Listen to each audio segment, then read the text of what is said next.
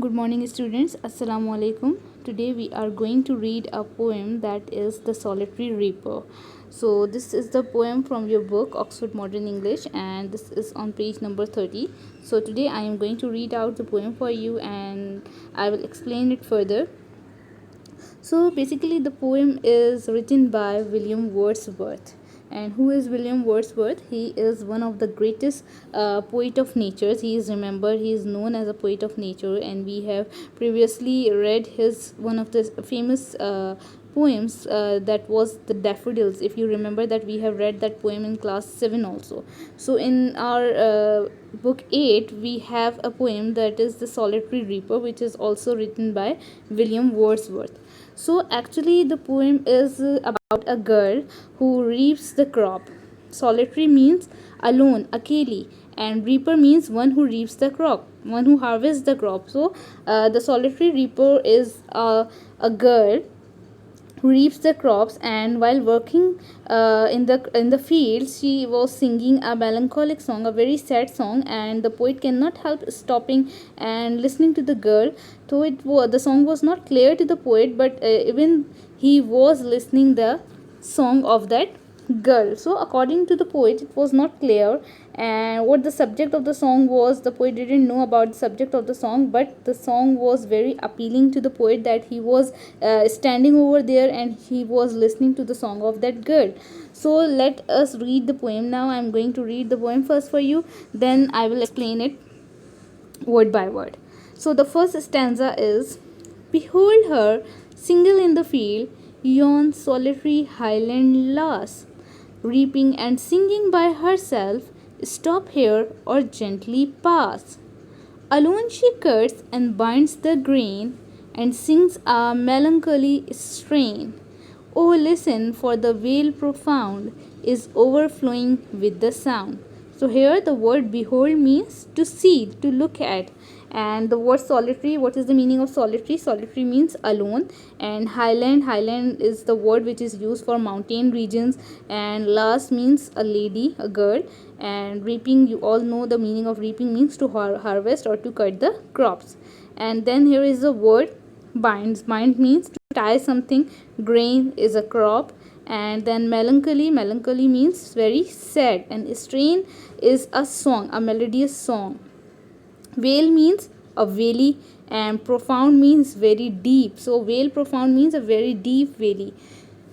The next stanza is: No nightingale did ever chant more welcome notes to weary bands of travellers in some shady haunt among Arabian sands. So nightingale is a kind of a singing bird, and chant means a song, and the word weary means very tired, and haunt is a word which is used here as a place to be visited. Okay, a voice so thrilling never was heard. Near means never.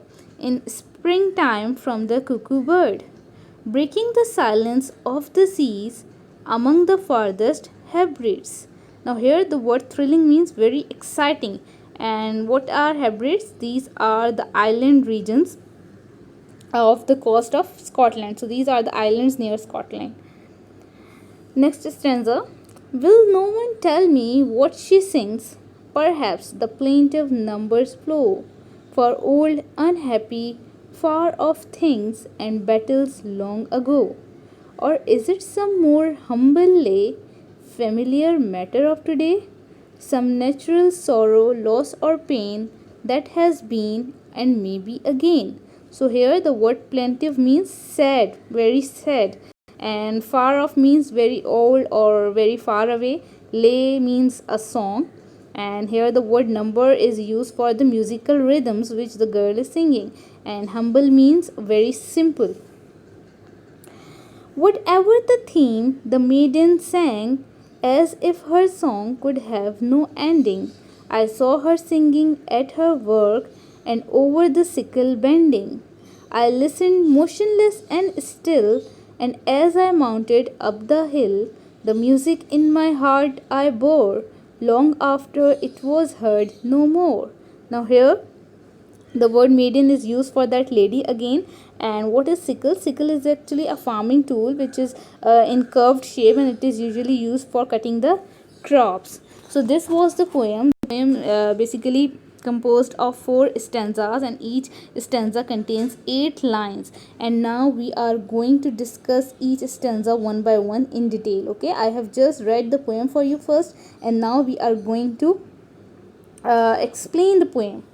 Now, the first, if you look at the first stanza, the first 4 lines of this poem: behold her single in the field, yon solitary highland lass, reaping and singing by herself, stop here or gently pass. Now, in these lines, the poet is telling us about a girl of Scotland. The girl belongs to Scotland, and he is telling us to look at the girl who is reaping a grain and also singing a sweet song.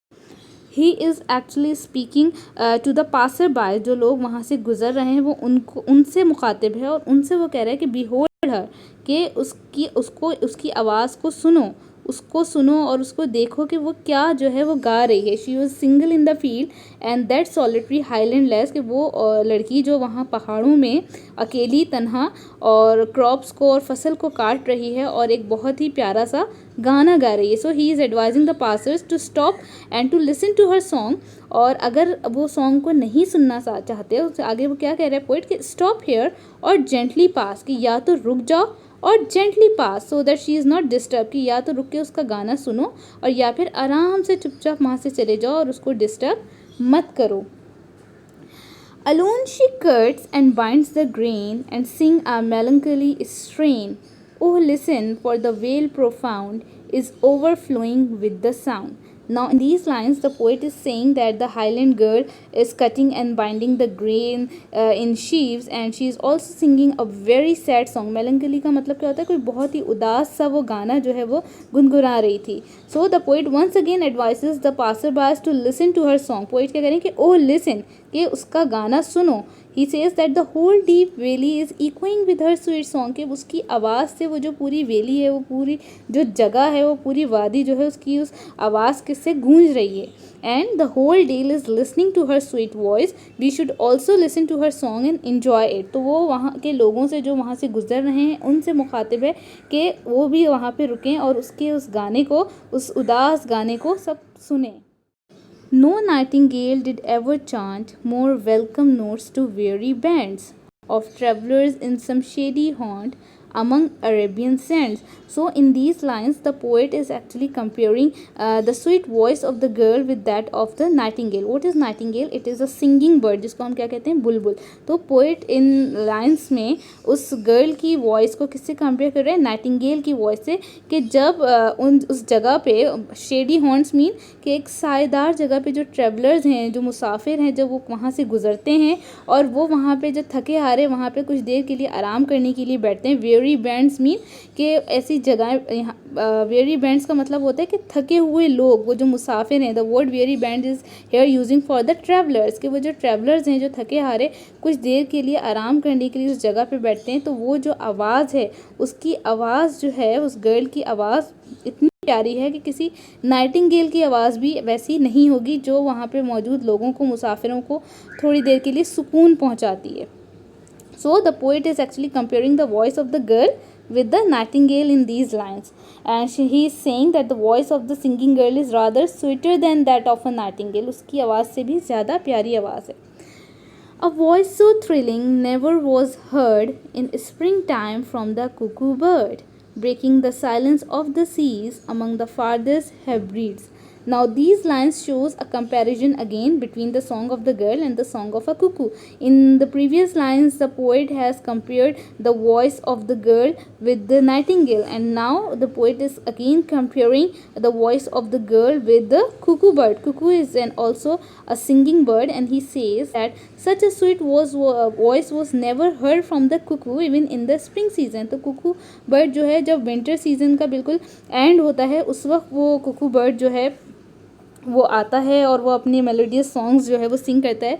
तो poet कह रहे हैं कि Kuku bird से भी ज़्यादा अच्छी आवाज़ उस गर्ल की थी, जो बहुत उससे भी ज़्यादा अच्छा जो है गाना गा रही थी. And the voice of the girl was so sweet that it broke the silence of the seas and of the far off islands on western coast of Scotland, कि मतलब जो दूर दूर तक जो स्कॉटलैंड के आइलैंड्स हैं वहाँ पे वो जो मतलब सुकून है, जो साइलेंस है, जो खामोशी है, उस खामोशी के अंदर वो जो लड़की की आवाज़ थी, उस गर्ल की जो आवाज़ थी, वो उस तमाम जगह पर गूंज रही थी. So this was the way in which the poet was praising the voice of the girl. Next, will no one tell me what she sings? Perhaps the plaintive number flows for old, unhappy, far off things and battles long ago. Now, in these lines, the poet is telling us that he doesn't know about the language, in which language the girl was singing a song. Poet को उसकी language समझ नहीं आ रही है कि वो क्या गा रही है, ना उसके वर्ड समझ आ रहे थे पोइट को कि आखिर वो क्या गा रही है, लेकिन उसकी जो वॉइस थी उससे पता चल रहा था कि दिस वॉज समथिंग सैड, कि वो कोई सैड सॉन्ग जो है गा रही थी, क्योंकि पोइट को उसके आवाज़ से सिर्फ उसको दुख नज़र आ रहा था, उसकी आवाज़ में गम नज़र आ रहा था, लेकिन पोइट को उसके वर्ड समझ नहीं आ रहे थे क्योंकि वो किसी और लैंग्वेज के अंदर उस सॉन्ग को जो है गा रही थी, लेकिन वो उसके मीनिंग जो है वो पोइट को समझ नहीं आ रहे थे. So he doesn't understand the language of the song and he says that will no one tell him the meaning of the song of the girl, and he is also saying that perhaps the girl is singing some sad songs of the past and he guess that the language and the meaning of the song was very sad, and perhaps she is singing some unhappy song or singing about events that have taken place in the past. शायद वो कुछ उन चीज़ों के बारे में गा रही है, उन अपने उन दुखों को याद करके गा रही है जो कभी पास्ट में या कभी पहले उसके साथ हो चुके हों, या फिर battles long ago. Battles long ago का मतलब कि पहले कोई लड़ाई हुई हो और कोई जंगें हुई हैं जो उनकी वजह से वो उदास है और उसकी वजह से वो गाने गा रही है. तो the poet was only assuming by himself that why she was singing like this, वो क्यों इस तरीके से गाना गा रही है, क्यों वो इतना उदास सॉन्ग गा रही है. तो he was just thinking about the various ways by how she was singing a song. Or is it some more humble lay, familiar matter of today, some natural sorrow, loss or pain that has been and may be again. Now in these lines again the poet is thinking about why she is singing that sad song, and these lines are also an expression of the ununderstandable language of the song. The poet is again guessing the same theme and perhaps she is singing a simple song. उसको लग रहा है हो सकता है कि वो किसी ऐसी ही सिंपल सा कोई गाना गा रही हो, कोई आम सी वजह किसी आम सी वजह पे, और जो प्रेजेंट डेज में उसके साथ कुछ हुआ हो उसकी वजह से गा रही हो वो गाना, या हो सकता है कोई आम सी जो है दुख की बात हो और कोई आम सी ऐसी चीज़ हो जो जिससे उसका दिल दुखा हो या उसको गम हो और इसकी वजह से वो ये गाना गा रही है. तो पोइट जो है अपने अंदाज़े जो है लगा रहा था कि क्यों वो इस तरीके का गाना गा रही है. यानी कि पोइट को कुछ पता नहीं चल रहा था, उसको कुछ नहीं पता था कि वो गाना एक्चुअली है क्या, लेकिन he was just assuming by himself कि शायद ऐसा हुआ हो, शायद उसको कोई दुख हो, या हो सकता है कोई सिंपल सी बात हो जब भी वो गाना गा रही है, या फिर वो किसी तकलीफ़ में हो. तो ये सारी बातें जो थी पोइट खुद ही अपने आप से सोच रहा था. Whatever the theme, the maiden sang as if her song could have no ending. I saw her singing at her work and over the sickle bending. Now in these lines the poet is saying that he didn't know the theme of the song. उसको अभी तक नहीं पता था कि वो जो theme है उस सॉन्ग की एक्चुअली थीम क्या है, उस सॉन्ग की मीनिंग्स क्या हैं जो वो लड़की जो है गाना गा रही है. मेडन कहते हैं वुमेन या गर्ल को. So as if her song could have no ending. So he is saying that it seems that the song has no ending, कि जैसे उस गाने की कोई एंडिंग नहीं, क्योंकि वो गाती ही चली जा रही है. I saw her singing at her work and over the sickle bending. Sickle किसे कहते हैं? It is a tool used for cutting the crop. So the poet says that he saw the girl busy at her work and also singing while reaping with the sickle in bending position. मतलब वो bend हुई हुई झुकी हुई काम कर रही है सिकल से, और उसके साथ साथ वो अपना गाना भी गुनगुना रही है. तो वो उसकी आवाज़ जो है दूर दूर तक सबको आ रही है और वो काम करते हुए अपना गाना गा रही है. I listened motionless and still, and as I mounted up the hill, the music in my heart I bore long after it was heard no more. So the poet is saying, as these are the concluding lines, these are the ending notes of the poem, and the poet is saying that first he listened to her song standing still and motionless. पहले तो वो खामोश बिल्कुल motionless होके, motionless mean not moving, मतलब खामोशी से खड़े होके बगैर हिले जुले वो उसका गाना जो है पोइट सुन रहा था. But as he mounted up the hill of Scotland, लेकिन जब थोड़ी देर बाद वो वापस जाने लगा, so the tune of the song was so sweet that it struck the heart of the poet, कि वो आवाज़ जो है मतलब वो वहाँ से दूर जा चुका था, लेकिन उसके बावजूद जो वो म्यूज़िक था, जो वो साउंड थी, वो उसके दिल में रह गई थी और वो उसको अभी तक सुनाई दे रही थी. Even so he was very far away from that place, वो बहुत दूर भी आ गया था, लेकिन उसके बावजूद वो जो आवाज़ थी उस लड़की की, वो आवाज़ पोइट के दिल में अभी भी उसको महसूस हो रही थी. And he was so impress that he carried the melody of the song with him long after the song was ended by the girl. मतलब वो सॉन्ग शायद उस औरत ने, उस लड़की ने गाना बंद भी कर दिया होगा, लेकिन उसके बावजूद भी उस पोइट को वो सॉन्ग अभी तक सुनाई दे रहा था. And actually the poet being a poet of nature was profoundly impressed by this natural scene.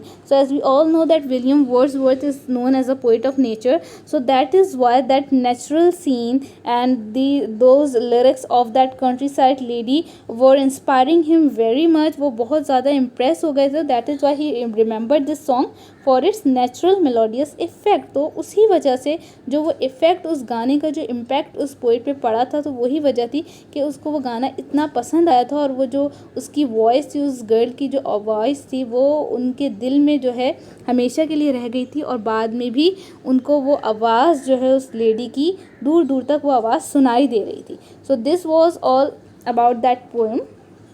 I hope so that you have got the better understanding of the poem. Now what you have to do, you have to read this poem again and you have to learn this poem by heart. And this was all for today. You can also learn the words which are difficult in this poem, learn them and then rewrite them in your rough notebook.